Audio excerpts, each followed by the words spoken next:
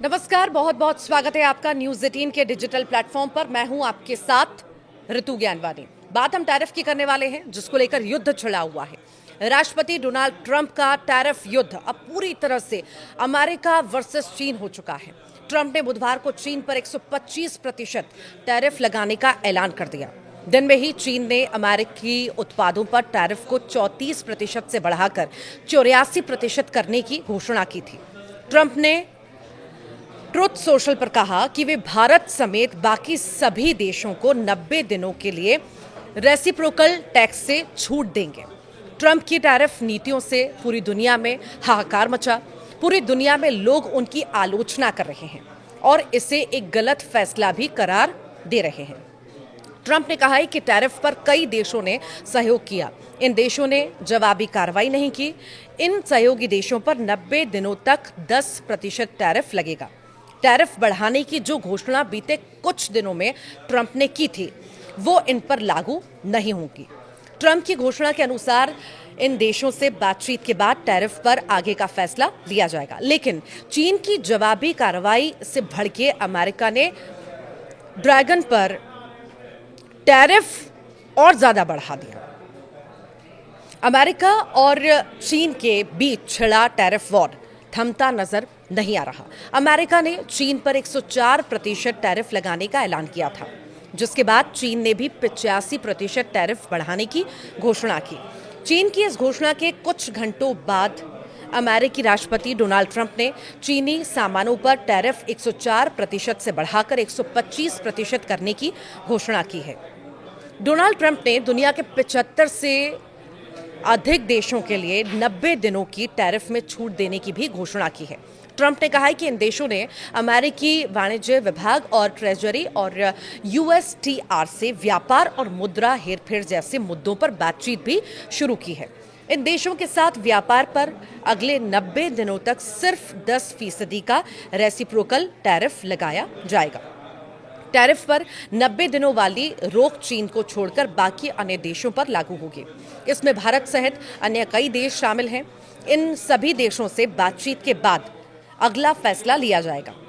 अमेरिकी राष्ट्रपति Donald Trump द्वारा चीन को छोड़कर सभी देशों पर 90 दिनों के टैरिफ रोक की घोषणा के बाद वॉल स्ट्रीट के शेयरों में अचानक उछाल आया।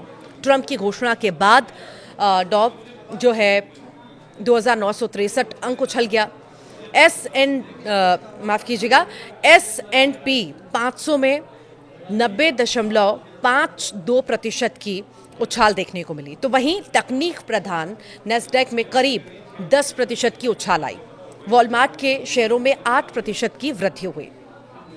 ट्रंप की घोषणा के बाद निवेशकों ने शेयरों में जमकर खरीदी की और बाजार में उछाल आया। फिर भी अनिश्चितता बनी हुई है, क्योंकि ट्रंप ने जो है चीन के साथ व्यापार युद्ध को और आगे बढ़ाते हुए टैरिफ दरों को 104% से बढ़ाकर 125% कर दिया है।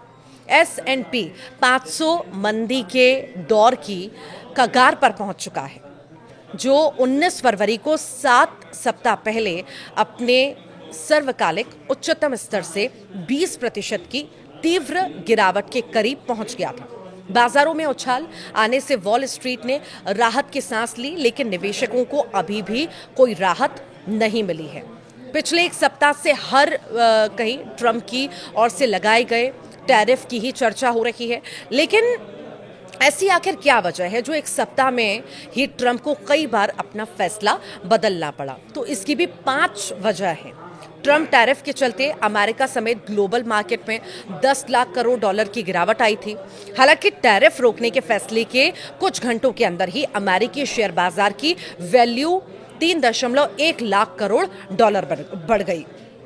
दूसरा, ट्रंप के कई करीबी सलाहकारों और खुद एलन मस्क भी टैरिफ वॉर रोकने की सलाह दे चुके थे। ट्रंप की रिपब्लिकन पार्टी के कई नेता भी टैरिफ के खिलाफ थे।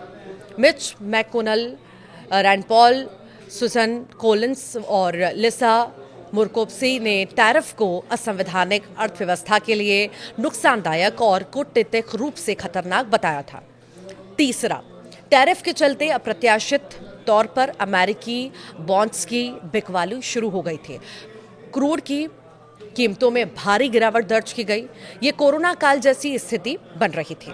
चौथी, वॉल स्ट्रीट के बैंकों ने टैरिफ के चलते अमेरिका में महंगाई, बेरोजगारी बढ़ने और मंदी आने की चेतावनी भी दी थी। पांचवा, अमेरिका चीन से 440 अरब डॉलर का आयात करता है। इस पर उसने 124% टैरिफ लगाया है। चीन से प्रोडक्ट्स मंगवाने वाली अमेरिकी कंपनियों के लिए अब इसका विकल्प खोजना बड़ी चुनौती बन रहा था। ऐसे में बाकी देशों पर टैरिफ रोकना इन कंपनियों की सप्लाई चेन के लिए जरूरी था। दुनिया के दूसरे देशों में ट्रंप के टैरिफ का जितना असर हुआ उतना भारत में नहीं हो रहा। भारत में मुख्य रूप से महंगाई, चिकित्सा, शिक्षा, रोजगार क्षेत्र का विशेष ध्यान रखना चाहिए। मंदी से बचने और बिजनेस बढ़ाने के लिए भारत को नए बाजार की भी तलाश अब तेज करनी होगी। महंगाई, रोजगार, विदेशी मुद्रा के दाम और आर्थिक विकास पर असर पड़ सकता है। टेक्सटाइल, फार्मा और गहनों के कारोबार काफी हद तक अमेरिकी निर्यात पर ही निर्भर हैं। सबसे पहले इन पर ही असर दिखाई दे सकता है।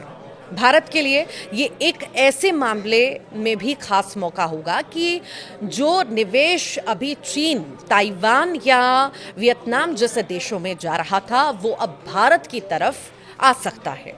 नई व्यवस्था के तहत भारत न केवल अमेरिका बल्कि दूसरे देशों के साथ बेहतर व्यापारिक रिश्ते बना सकता है।